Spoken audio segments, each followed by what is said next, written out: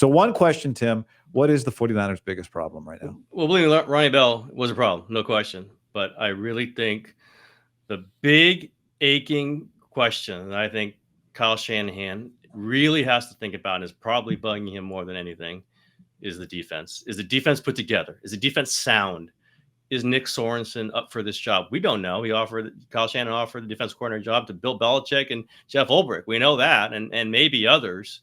I don't want to slight Sorensen. We just don't know him. We haven't seen him get through something like this.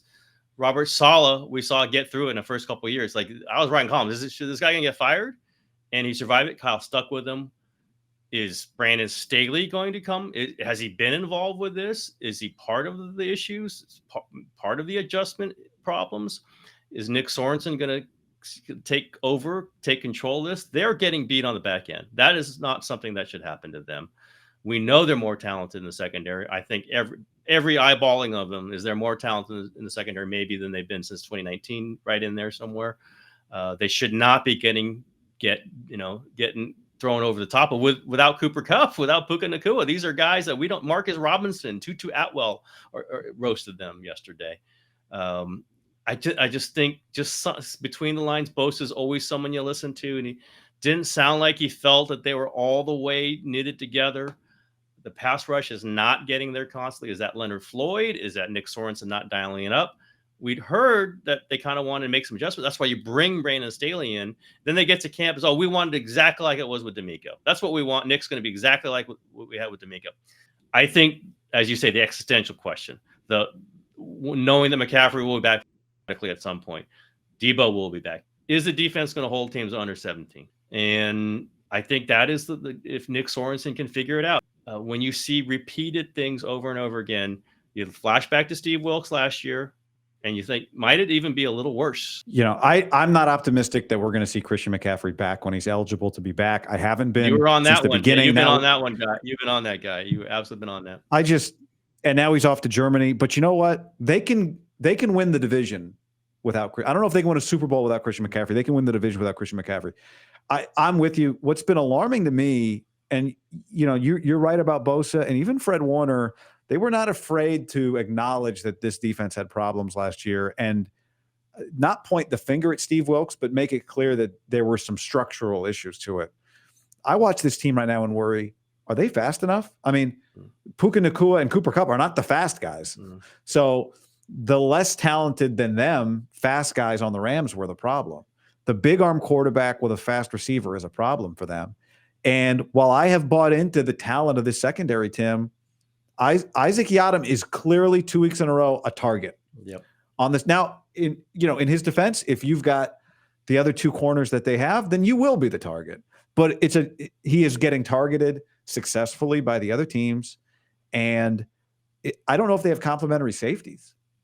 We'll see maybe Hufanga as he gets going here, but their safeties, as much as I like them individually, they're both they feel a little redundant, right?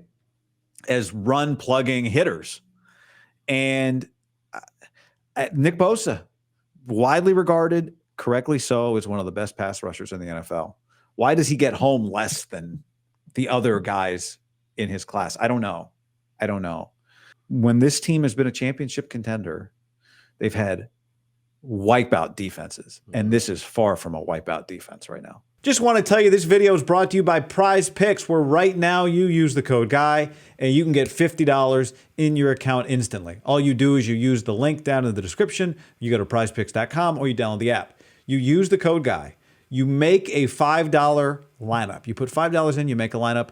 Once you do that, you will automatically get $50 into your account, and you can start making 2-player or 7-player lineups, whatever you want. I've been having a great time with Prize Picks. I've been showing you my lineups on a lot of shows. I'll do it again for Thursday Night Football, for Monday Night Football, for Sunday. It's a great time.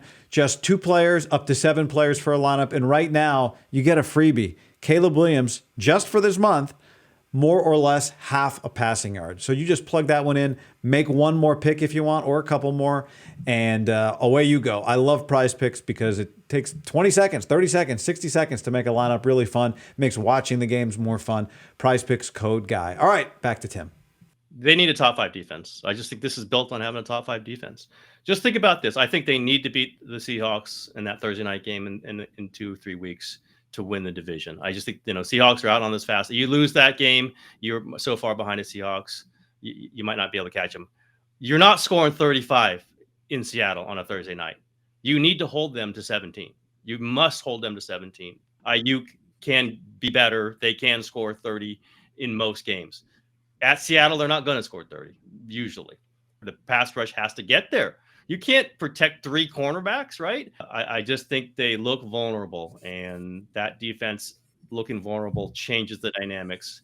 You can't just run the ball 40 times if the defense is going to give up quick strike touchdowns. Kyler Murray and the Cardinals, they're coming. They're coming the next weekend. Yeah. So that becomes a dangerous game. Like, if you can't get to him and Marvin Harrison's running around deep. They've got one running back. They're still walking a tightrope. Like, they got one running back, Tim. Yep. And that's a problem. That's a problem, especially if guys are going to keep getting hurt at the rate that this team is weirdly over optimistic on a lot of things. We saw it in 2020 when they're banking on terrible cornerbacks, right? Jason Verrett was their guy. It feels like they get over optimistic on certain things. They love their guys. Sometimes they love them too much, I think. And maybe it's 3 or 4 positions on defense too now. I think about when I was covering the A's a lot, Ken Korak, who's a great broadcaster, the voice of the A's. I don't even remember what the situation was, but the Giants had torture, and it became very famous. They became famous for Giants baseball torture. One night, I remember Korak saying, "You didn't think it'd be easy, did you?" And that's basically the Niners slogan. Every other year is what it feels like. So, all right, it's tough for them. I'll just say the years they got to the Super Bowl, it wasn't. Now they had a 3-game losing streak, but they started off 5-0. They get to the Super Bowl. They've had years where they started slow when they get to the NFC Championship game. Those have not been the years they got into the Super Bowl. I think doesn't mean last year doesn't bleed over this year. History is whatever, but it is interesting. They tend to get to the Super Bowl the years where they start off fast, and they are not starting off fast this season.